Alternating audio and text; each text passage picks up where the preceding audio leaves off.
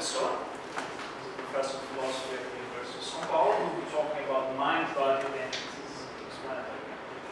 Thank you, Osvaldo. Well, I'm feeling very strange because I've been exploring certain themes, and I've noticed that the way that I think and I view things is not the usual way people see these issues.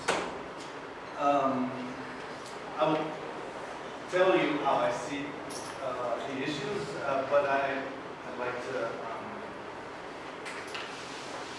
say that my approach is different from the typical approach here in this conference. First, I'm not really a philosopher. I don't come from philosophy of mind. I come from philosophy of science. So I have, in a certain sense, not so much care with issues related to language and to arguments, right? And but of course, I am concerned with the mind-body problem, and from a materialist, physicalist point of view. And it seems to me that the only way a materialist can make sense of things is adopting the mind-body identity thesis. So I'd like to explore this thesis a little bit and present to you my doubts and anguishes, and I hope you can help me come out of this situation in which I am kind of lost. So let's start.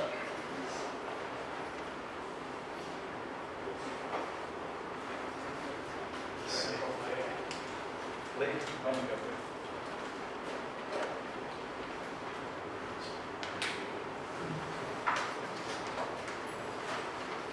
Okay, so the identity thesis basically is the thesis that somehow mind, mental states we find ourselves in, consciousness, is identical to some part of the body.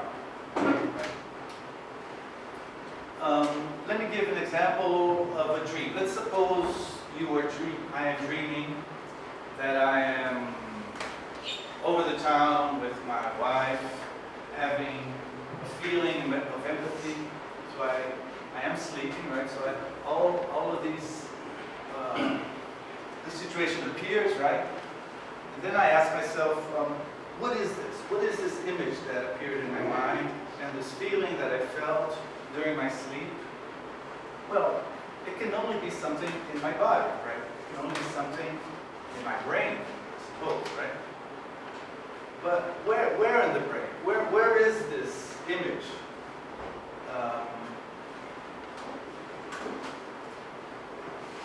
So the natural conclusion is, well, it's somewhere in my brain. So so this is the natural step to arrive at this idea that everything that happens in our mind is in some sense identical to something that happens in my body.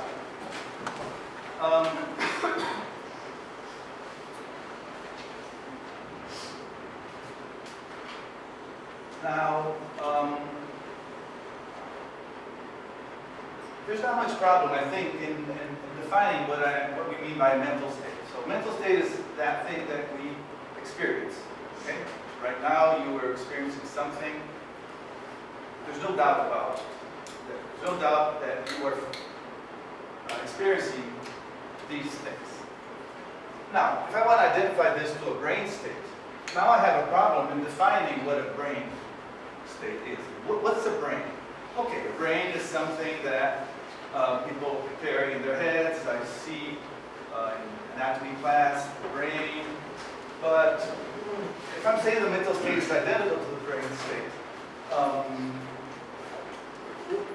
what is the brain? Is it a description a linguistic description? Is it a picture? Is it all the molecules going in and out? So there is an issue of how I want to define the brain, right? And I think this is not so simple. One way to go is to say, well, I'm not really going to be worried about what I mean by a brain, if it's the relation between cells, or if it's the electric state, or if it's the chemical state. I'll just look at the space occupied by the brain. And so, independent of what a brain is, or what physics tells us about what the brain is, one attitude is to say, well, whatever brain is, I know the brain is located somewhere spatially and temporally. And so what I'm saying is that if the mental state is identical to the brain state, then whatever I'm living as a mental state, it is somewhere in that brain. So it's localized somewhere. I don't know what it is, but it's localized somewhere in this region, which I call the brain. So what I'll call brain is the region inside the skull. And what I'm saying is that this mental activity that goes on, this mental experience, is located in there. So I don't want to. This is a strategy not to have to commit myself to what the nature of the mental is in the physical world. Right? Is this mental state something physical? Is it something not physical?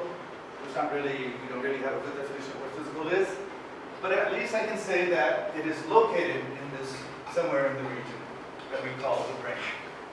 So that's maybe one way of trying to justify how a materialist would go about identifying the mind and the body. So this is a famous brain, right? One of the most famous brains, human brains. Its place, as people know, was a psychologist and philosopher of mind who in the 50s proposed a mind-body identity thesis. And it turned out that when he died, his brain was put in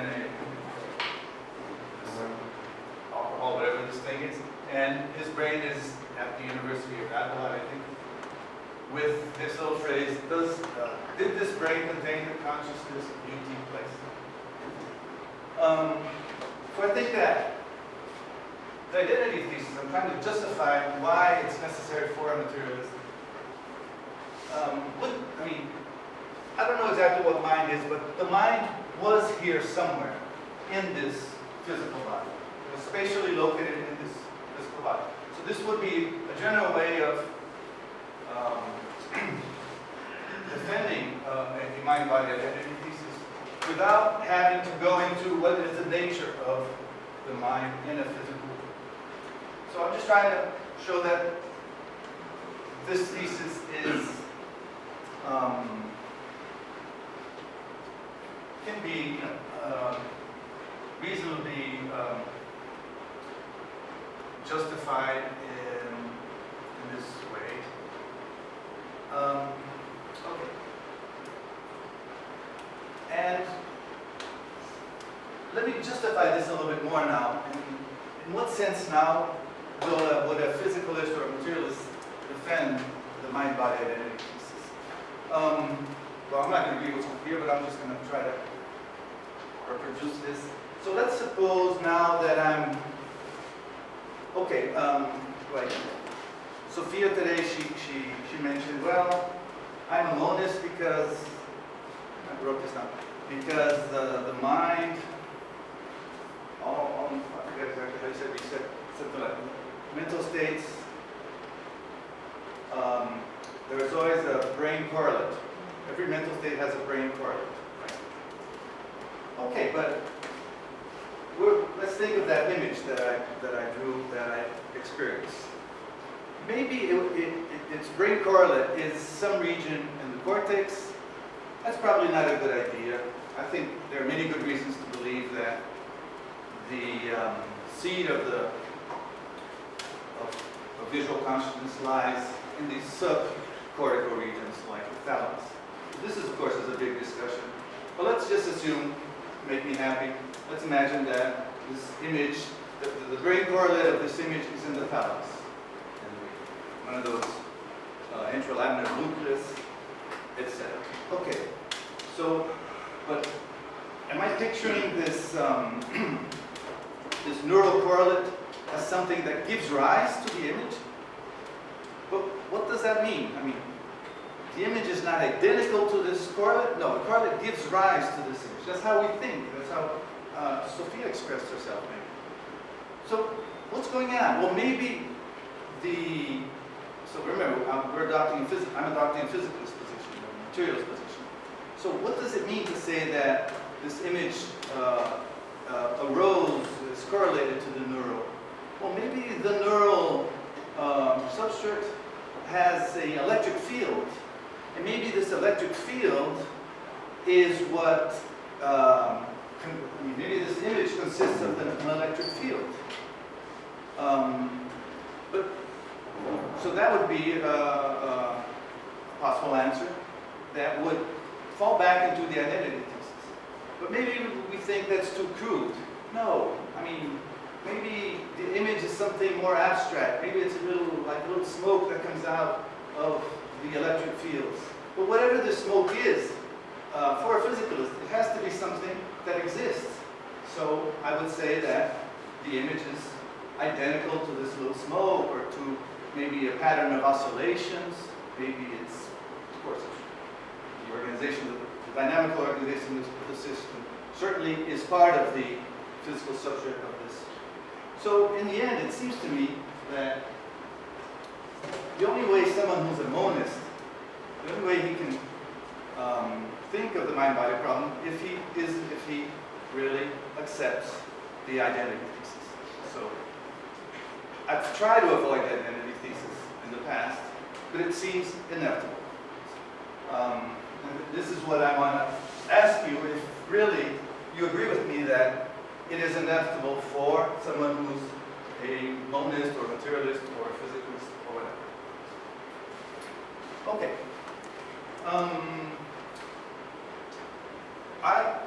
There's an interesting story behind the identity thesis. We can maybe say that the first one to announce it was Democritus. Some say Spinoza had a form of identity thesis, Wagner. So there is a history in the 19th century. We see people talking about identity. So the idea is not, I mean, is old. But of course, the meaning of what identity means has to be examined in each case. But then, as we know, in the 1950s, it was Place who brought the discussion back and talked about identity thesis. And it is interesting how he arrived at that idea. And he tells us a story. Let me see here.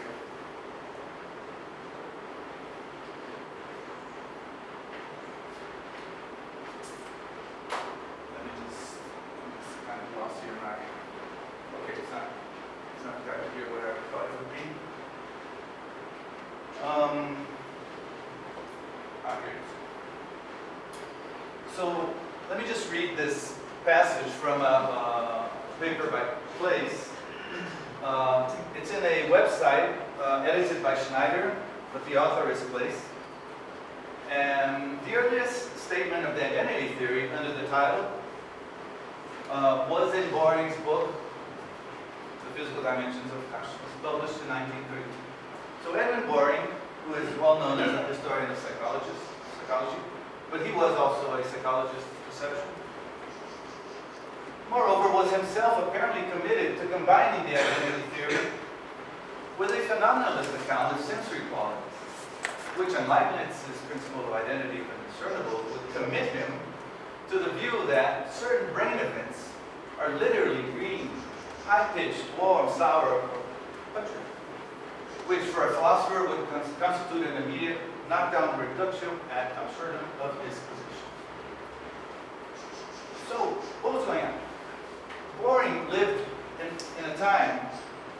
between First and Second World War, where phenomenalist theories, sense data theories were very strong. It was also a time when materialism was also very strong, which is all through the 20th century, materialism has been strong. However, our philosophical tradition that most of us was raised we start our studies with Descartes and then Ryle, and then everything that came after Ryle, and then Place, and then functionalist criticism, and then that's the way we divide history of philosophy of mind, and we forget, we don't study very much many important periods, right? And one of them is this period of the 1920s and 1930s.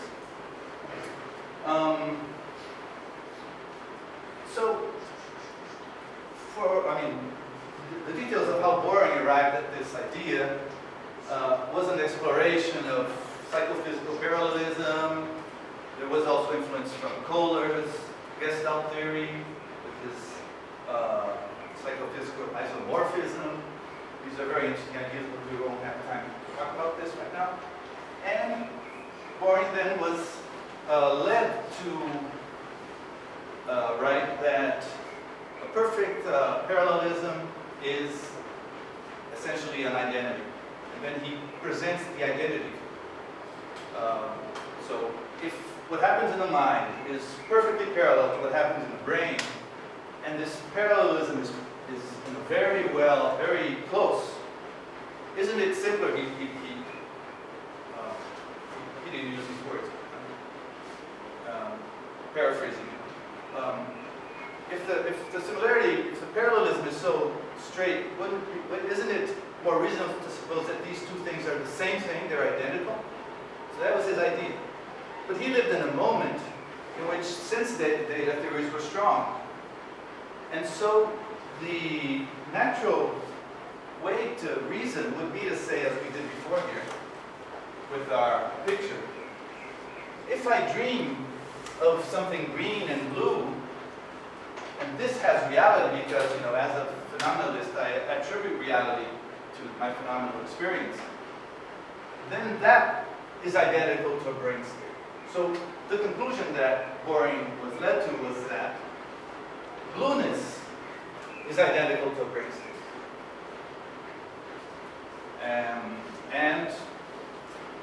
And all the other qualia mentioned by Place, smells, and etc., etc. So the idea is, the idea that Boring hit upon was that if we want to talk about identity, then we have to say that our phenomenal experience is identical to a brain state. So colors, our subjective experience of colors, are identical to a brain state. So that's the interesting natural conclusion of this reasoning. So just to repeat again, he was led to the idea of an identity between mental states and brain states. But he lived at a time when people valued the phenomenal field as being something real, and being a mental state that really exists, that has ontological import. So the identity thesis claims that this phenomenal experience is identical to brain state. In other words, colors, for example, the blueness of this bottle that you right now are experiencing, this blueness is inside your brain. But your brain is literally blue. So that's the position that might be called the colored brain thesis, or qualitative physicalism. The idea that qualia, like colors, etc., being identical to parts of the brain, I would conclude that the colors, as experienced anomaly, are literally in the brain. Right? So that's the position that Boring was led, but he wanted to avoid that. That was problematic because how can you say that my brain is blue? If I open my brain, will you see something blue? No, you won't. So that's the main criticism to this position, right? And Bradley, commented on this, made this criticism, and O'Regan and Noe, in the 4E tradition, at some point of their discussions, commented that it's an obvious mistake to suppose that to see red, there must be red neurons in the brain. But that's what the color-brain thesis is saying, that there are red, maybe not red neurons, but something red in the brain. Okay, so that's an example of a coherent application of the, that's what I'm claiming, of the mind-body identity thesis. I'll come back to this, okay? People who've seen me talk before know what argument I'm going to give. So let me just follow up with Place's position. Which, inspired by Boring, Place in the 50s, he was heavily influenced by Ryle, but he considered that for perceptions, for sensations, so he separated intentional states of mind, which he did not apply this reasoning, but for sensations and basic conscious experience, he argued that this basic conscious experience, such as the experience of seeing a color, is identical for brain state. So was he saying the same things that Boring was saying? Well, not exactly. Because in fact, although he was claiming that he was defending an identity thesis, in fact, he was not. His thesis is a reductive thesis. His thesis is that the subjective color that you experience can be reduced to brain states. That he talks about being composed of. The blueness that you experience, the mental state that you experience, is composed of brain states or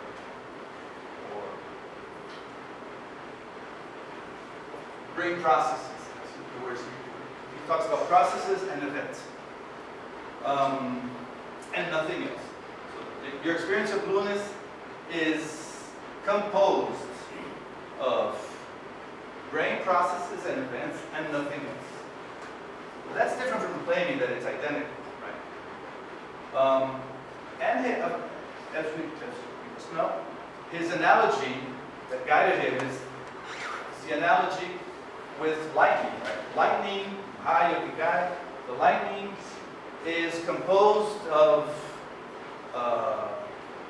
electric charges moving in high velocity in large numbers, and nothing else. What's a lightning? Lightning is nothing more than a bunch of charges, of electric charges moving in high velocity and nothing. So the idea is, well, a mental state, the relation between the mental state and the brain state, or the mental state and the brain process, is analogous, right? So that's his proposal, right? We don't have much time. I must stop in 5 minutes. But let me just wrap up Place's position, reminding you of his criticism of what he called the phenomenological fallacy, right? So after he argues, and you think he's talking about identity of brain, of mental and brain states, then in his last section of his paper, he repeats the attacks that were being made at the time against sense data theories. And I'm sure many of you will agree with this, right? The myth of the given, etc. What is the problem? The problem is that at a certain moment, after World War II, people got fed up with the idea that I'm experiencing an image, I have an appearance which mediates my relation with the world, right? So the phenomenalist approach is, well, I have an appearance of a bunch of people here, and I infer automatically or not, usually automatically, that there are people here. Right? But there's the idea that there's a screen, or there's something which has ontological status, which is in between myself and the objects of the world. So in the 50s, influenced by Wittgenstein and many others, Austin, etc., the idea was, no, this is superfluous. There's no difference between saying that I'm seeing a bottle and I'm seeing the appearance of the bottle. I mean, linguistically, there's no difference. So let's abolish this idea that there's an appearance between me and the world, and let's return to a more direct realism, which is closer to the use of our language, etc., etc. So this was the argument against sense data theories, which Place agreed with, and which shows, and that's the point I wanted to make here, that Place's view is not an identity thesis, although he calls it an identity thesis. I'm arguing that. And he recognizes this in that paper that I mentioned, written in 2000, which can be found in the web. In our web. Okay, so just to finish and open the discussion,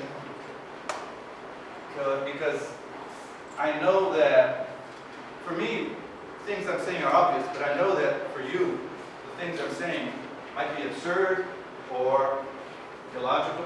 Let me just finish by explaining, once again, why it is not absurd to say that your brain is blue when you look at something blue. So the argument basically is the following. We have the intuition that blueness is a property of light. But that's wrong, okay? Blueness is not a property of light. It has nothing to do with light. The only relation between light and color is a causal relation. So there's light out here, and light falls on your retina, and electrochemical reactions take place, very complicated things in your brain, and there at some moment blueness appears.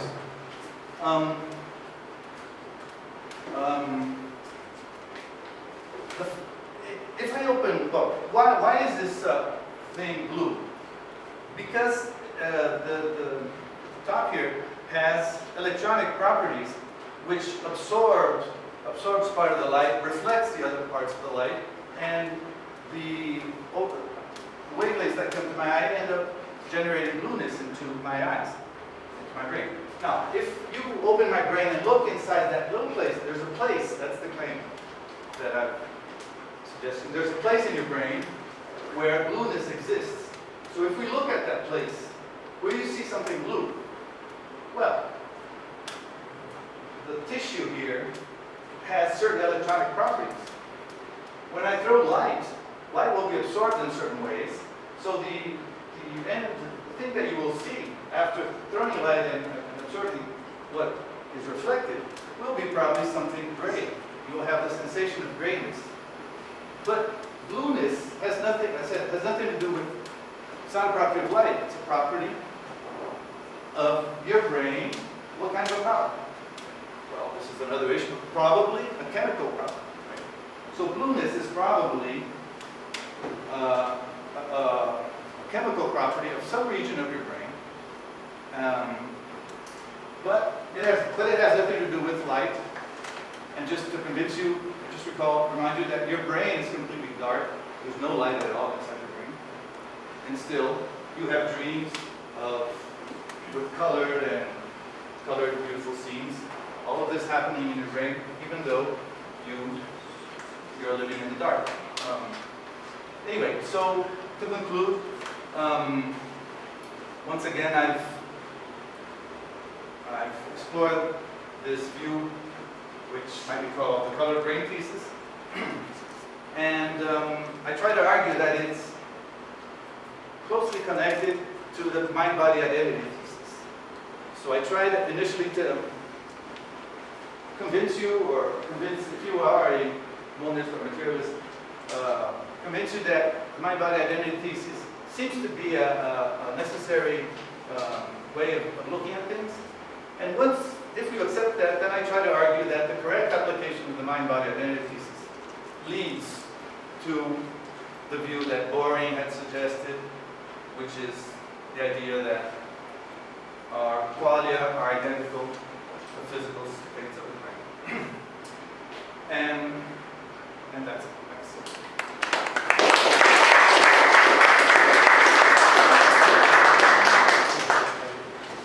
Osvaldo, we have time for questions. You're the first one. Let's go. If you understand that color has one inside your consciousness, every kind of color, they are not in the physical world, they are just in the conscious of the people. Yeah, in the physical world, inside your brain. Yes, inside But of not outside. No, not inside it, like also the physical world, all the physical world that we can see, that we can model inside our head, inside our consciousness. We say physical world, but the color is not there. Yes, not outside, Yes. but it, Yes, but the color is not there. The color is not there. In the physical world that we name the physical world. the external physical world. Yeah, the external physical world. Yes, but inside it is your world. No, in the brain. The brain is a very special organ, obviously. So I'm claiming that in the brain, yes. When there you is- say there the are brain, colors there. when you say the brain, we are already saying that your model of the world in function of the brain. Cannot convert Okay. because in English this is very good. Yeah, I understand where you want to right. You want to say in Portuguese? Go ahead. Depois, I can translate. é que em inglês não vou mostrar. Mas é assim, o estado, tudo que você fala do mundo está em função da sua consciência, certo? Então não interessa como você modela o mundo, todo aquele modelo já faz parte da sua consciência. Então a própria maneira de você falar o mundo físico, por exemplo, a ciência tentando modelar o mundo, ela vai modelar o mundo em função de coisas que ela consegue mentalizar sobre o mundo, certo? Isso a gente chama, por exemplo, de mundo externo. É claro que tudo faz parte do mundo interno, por exemplo, aquela árvore que está lá, está dentro do meu crânio, igual você falou, então aquela árvore está dentro do meu crânio. Não pode estar fora do meu crânio. É, a árvore está Certo? fora, mas... Não, a árvore não está fora. Não, mas o que eu vejo da árvore ali, aquela árvore que eu estou vendo não está fora, está dentro. Eu não estou dizendo que não existe uma árvore fora do meu corpo. Sorry, Certo? guys. Please make it very short. We're just switching É languages. porque... We Go can straight start to the later point, or you have some time to prepare your question. Other people go Okay. first. So let me summarize what he said. So he's basically arguing from an idealist point of view, trying No. to... No? But, no. Exploring the idealist... It's because you're accusing me of being every classification is wrong. There is no classification that can sustain by yourself. Every classification that you do about this is wrong because of the circularity of these things. Because you are looking at the world with the tools that you have inside your mind. Okay? So any classification is wrong. I get it. But okay. I don't know how to answer that, but I'll think about it and we can talk later on. Okay. Okay, sorry about that. No, seriously. So, Hans. I try to get that straight because probably I'm one of those persons you mentioned before who just don't get it. So if you talk about blueness, which is in the brain, we're talking about the property of being blue, right? So the property, for example, that cat has. Now my brain and those cat share certain properties. Both are material, both are extended, but one property my brain and that cat do not share is being blue. So I really don't get it. Yeah, so the cap is, I mean, we have subjective blueness, and then we have like a pigment, which we call blue. Right. Right. So the pigment that we call blue is, we define this by the way it reflects light. Yeah. And so that's a physical, straightforward definition. And the subjective blueness is something that does not exist. So I agree, it's not in the cap, it's in my brain. Okay. That's the thesis. The thesis is that the blueness is in my brain, not in And the cap. it's nothing material, right? So I do not see No, that it's nothing material. Then you're It's material because the approach is materialist, right? My brain is a material body. yeah. And so I'm led to the thesis that everything that happens in my mind is identical to something in my brain. So I'm led to the thesis, and I attribute reality to blueness, contrary to place. Place downplays. Blueness is just a pseudo entity. No, blueness is real. I experience it. So it has to exist in the physical world because I'm a physicalist. So it has to be in the brain.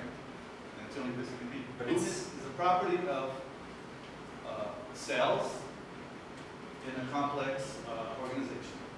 But then it's not the same property that has the cap and is in my brain, right? It's not the same. No.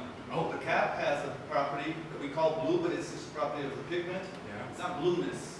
All right. It's not something we experience. But to be honest, I just understand one sense of blue. If I call something blue, it has a certain color. I do not understand another sense of saying something's blue.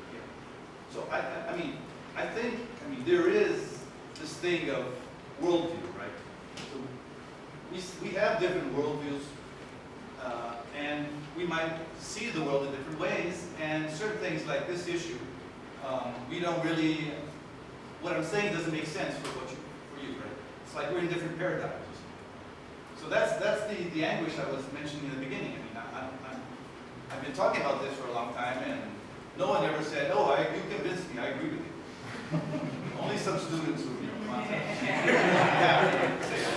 So I'm aware that, I'm imprisoned in a worldview that I ended up developing because of the trajectory and I'm just trying to at least make you understand why I think this way. It is a solution to the mind-body problem, right? But of course, this doesn't solve it very much because we have many easy problems which we still don't know the solution. For example, where is consciousness? What is the neurocorrelate of color? Right? It's a big open problem. I'm just saying that solving a metaphysical problem doesn't really, it's not something really fantastic. Everyone can solve problems metaphysically. What a metaphysical solution does is make you look at things in a certain way, right? So that's why I'm asking myself, where is this in the brain? Anyway. Okay, we have Beatriz and then Sophie. Okay, so if I She's a student of mine. She's been around for 10 years and she never said, I agree with you. But anyway. that is true. If I understood this correctly, what you're saying is that the blueness, even though we don't see it when we look at the brain, it's there in the brain. And it's probably some chemical property that is responsible for the sensation or the experience of blueness that we're having. It is identical to the experience. Okay. So it seems to me that we could say that you're saying that the blueness is composed of the chemicals that are going on in your brain. And if that is the case, what's the difference from Plato's view? What I would say, well, Place says that when you see a green after image, he argues that that's a pseudo experience. That doesn't really, there's nothing green there. And I mean, that's a big difference. I attribute ontological import to the greenness, and he doesn't. But your initial question, I mean, this kind of reasoning leads me to think in a way that is close to certain authors like Bertrand Russell and the analysis of matter, and also to the pan-proto-psychists like Clifford and Drake, which is not very well known American philosopher from the 1920s. And so when you ask, what is blueness composed of? I mean, I didn't talk about this, but following these authors, in a certain sense, I mean, I was going to talk about the explanatory gap, and I ended up not talking about it. But I think it is a gap. There is a gap there. So basically, the division would be between structure and qualities. So theoretical physics and also experimental physics has access to the causal structure of the brain and of everything else. But physics does not have access to the thing in itself, to the,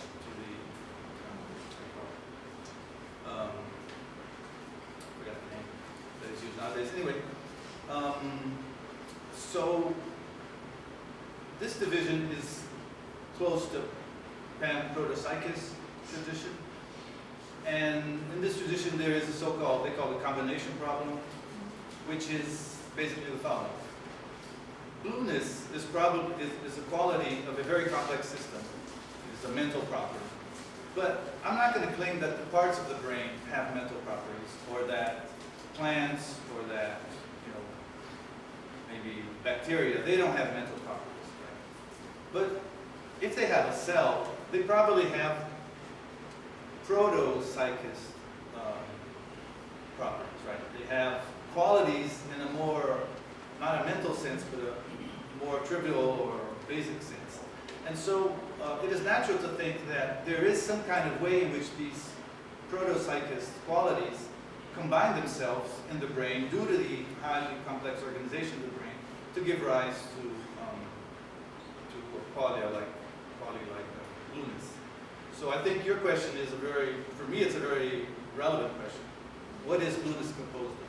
In a certain sense, it's composed of something in a certain sense, but I have no idea what this could be, and I think this is a direction of research for people who think like that. Thank you very much. You said you were not discussing philosophy of language, but I would say you are. The first question would be, you are sustaining that you are explaining, in some sense, qualia. But everyone, no, but most of the people who are discussing qualia or describing qualias would say, no, Osvaldo, you are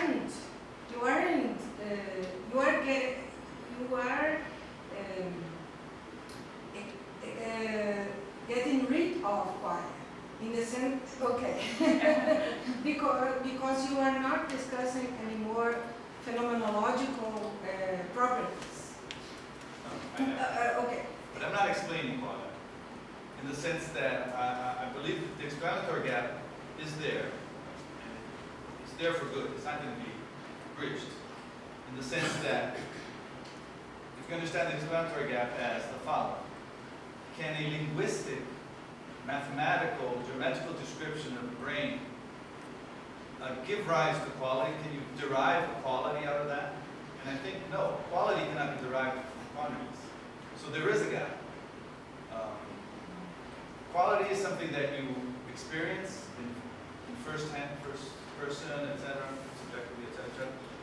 And the scientific, linguistic, mathematical description is a description of relations between parts of things. So, it's a causal description, right? Probably complete thing. So, I think there is a gap, and will not. But what science will probably do, it will empirically will establish laws, psychophysical laws. It will say, well, when the brain is in this state, we know that the person will have the sensation of blueness. And theory number one here is a very good theory because he predicted that if I give him a certain drug, he will start seeing yellow. And we did the experiment. So I think that's how neuroscience will proceed in the following century with human beings, testing these theories and coming to a certain set of principles that relate scientifically described brain states and the subjective experience of qualities. This principle is not an explanation. It's something that you don't explain. It's just a starting point of a science of consciousness. So that, in that sense, I don't have. So it's similar to Russell's neutral monism. Yeah, it is. The only thing is that he's not so much committed to materialism. And another person who's very close to this is Feigl, and especially Stephen Pepper, which I didn't talk about. He's not very well known, but he explored this idea more. But they don't take so seriously the thing I said in the beginning of locating in space and time and scale as well. That's very important. We always forget about scale, right? If I'm asking something, where is blueness? I should say where in the brain it is, when, and at what level, what scale. If it's cellular, if it's tissue, if it's subcellular, that's also a dimension we would like to locate the entities. So this emphasis on mapping everything to real space is something that these authors don't do as much as I do. And what's the location of a concept? I mean, you were exploring that. I think a materialist, reductionist, or whatever, someone close to me, has to bite the bullet and say, yes, a concept has a location. But it might not be a single location, it might be something that's distributed, it might be a network, process, whatever. But the materialist must give an answer, physicist must give an answer to that question. All right. So time's up. We have 2 or 3 people waiting, but we don't have time for this. I would encourage you to talk over the break. We're going to make a short break right now, something around 30 minutes. We want to invite you to be back at 5 p.m. for Giovanni's talk. For those of you who like coffee and a special local good education, please go to the room 210, and I'll see you at 5 here in this room. Thank you all.